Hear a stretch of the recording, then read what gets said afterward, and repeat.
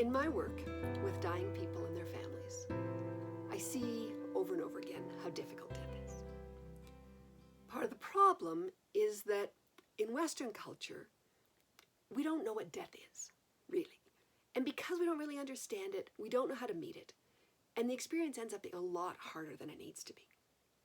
Death is hard. Death is sad. That's normal. But it doesn't also have to be frightening and confusing. So when we look at death as a physical process and we pay attention to what we can count and measure and see, then those are the healing interventions we bring to it. When we see death as also a spiritual process, an energetic process, a soul process, then we can start bringing different healing interventions that address those aspects of us. I have an online class called Crossing the Veil, and it looks at this, particularly the dynamics that happen in the period immediately before, during, and after someone takes their last breath. It offers a framework for a kind of palliative soul care. Palliative medical care is amazing. It does incredible things for our body and even for our feelings, but it's not enough. We also need a complementary process that addresses what's happening for our souls. And our souls are the ineffable part of us.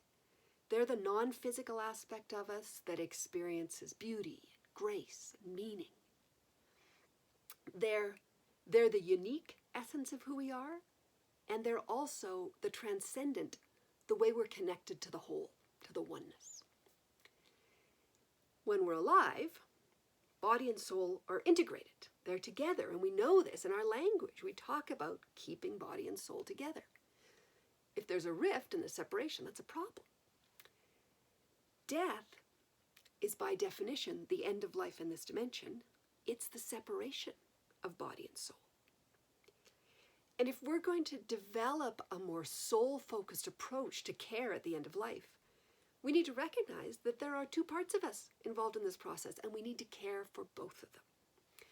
We need to recognize that life, the physical life, ends with the last breath, but who we are in some way continues, and there are ways and ritual practices to support that person as they make the next steps on their spiritual journey.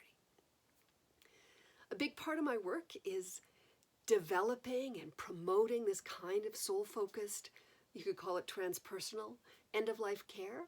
And if you're curious to learn more about it, I invite you to join me in the online class. You'll find more information at the link in the end of the video. I hope you found this video useful. If you'd like to see more like it, please visit my website.